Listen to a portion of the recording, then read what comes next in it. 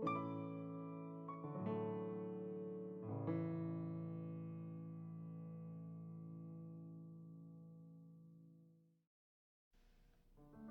Samuel, capítulo 13. Saul havia reinado em Israel durante 1 ano.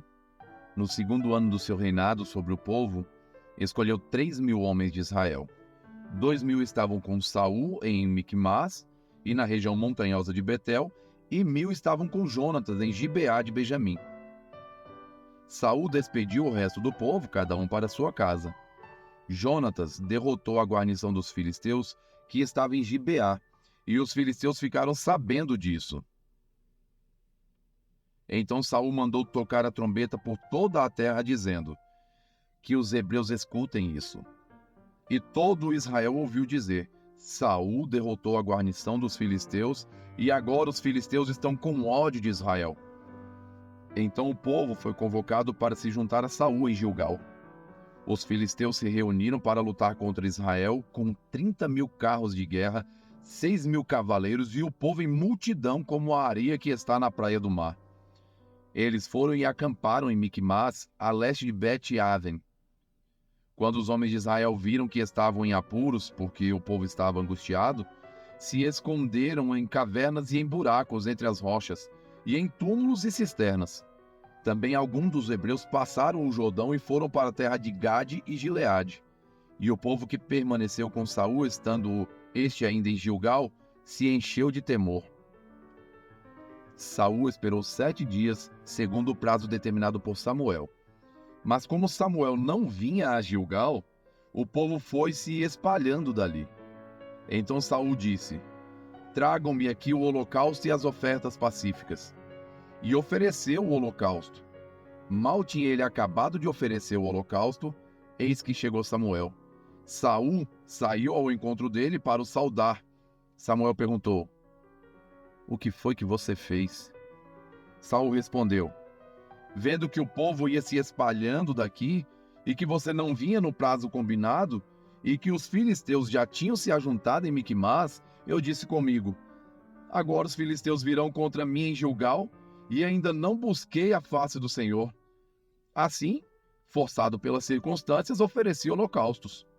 Então Samuel disse a Saul: você cometeu uma loucura não guardando o mandamento que o Senhor, seu Deus, lhe ordenou.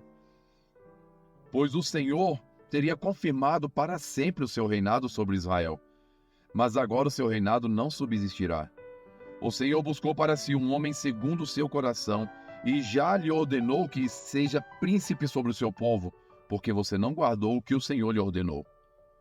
Então Samuel se levantou e foi de Gilgal a Gibeá de Benjamim. Saul contou o povo que estava com ele. Eram cerca de 600 homens. Saul, o seu filho Jonatas e o povo que estava com eles ficaram em Geba de Benjamim, enquanto os filisteus estavam acampados em Micmas. Os saqueadores saíram do campo dos filisteus em 3 tropas. Uma delas tomou o caminho de Ofra, a terra de Sual, e a outra tomou o caminho de Bet-Horon. A terceira o caminho de onde se avista o vale de Zeboim, na direção do deserto. Ora, em toda a terra de Israel não havia um único ferreiro, porque os filisteus tinham dito: para que os hebreus não façam espadas nem lanças.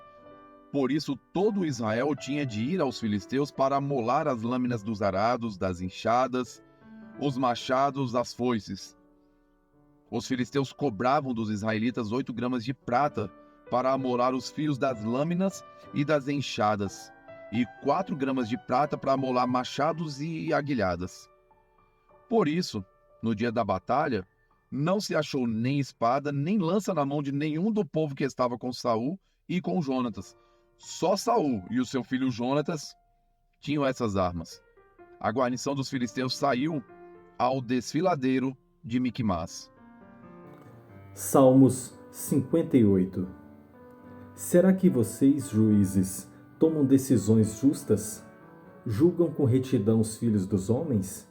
Longe disso, pelo contrário, no íntimo vocês planejam iniquidades e distribuem na terra a violência de suas mãos. Os ímpios se desviam desde a sua concepção, nascem e já se desencaminham proferindo mentiras. Têm veneno semelhante ao veneno de serpente. São como a víbora surda que tapa os ouvidos para não ouvir a voz dos encantadores, do mais fascinante e encantamentos. Ó Deus, quebra-lhes os dentes, na boca arranca... Não, repetindo de novo. Ó Senhor, quebra-lhe os dentes na boca, arranca, Senhor, as presas dos leõezinhos. Que eles desapareçam como as águas que se escoam. Ao dispararem flechas, que elas se despedacem. Sejam como a lesma que se dilui ao passar, como aborto de mulher, que nunca vejam a luz do sol. Como espinheiros, antes que as panelas de vocês sintam deles o calor, tanto os verdes como os que estão em brasa serão arrebatados como por um redemoinho. Os justos se alegrarão ao verem a vingança, banharão os pés no sangue dos ímpios. Então se dirá, na verdade, a recompensa para os justos. De fato, há um Deus que julga na terra.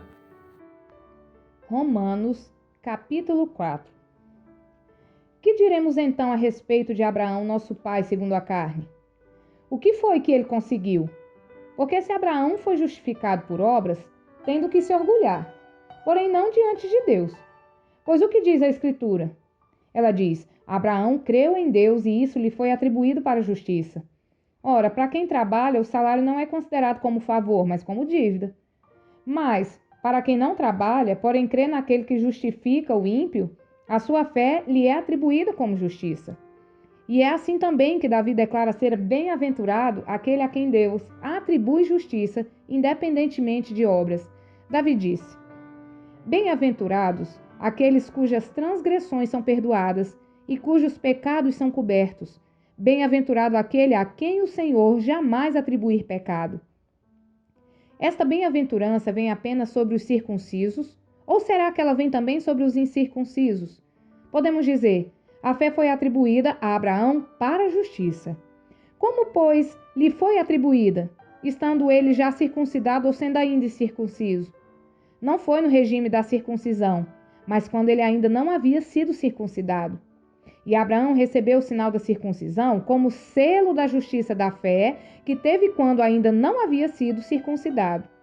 E isto para que ele viesse a ser o pai de todos os que creem, embora não circuncidados, a fim de que a justiça fosse atribuída também a eles.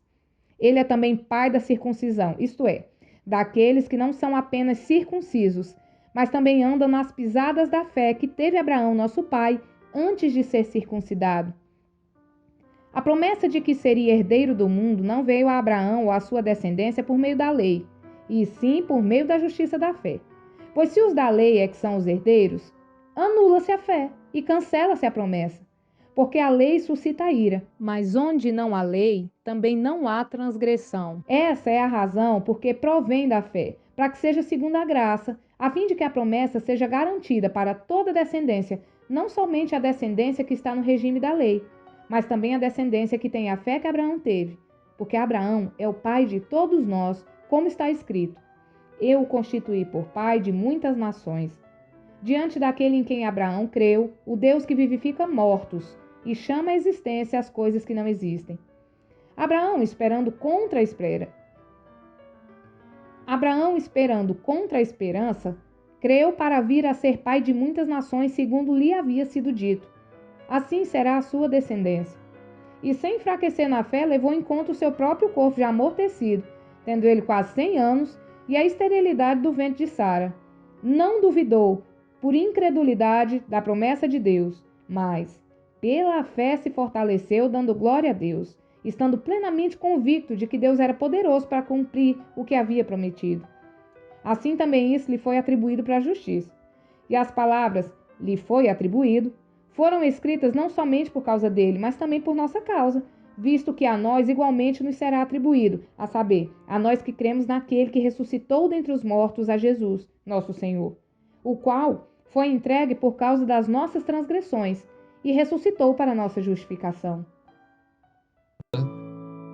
Comente E compartilhe.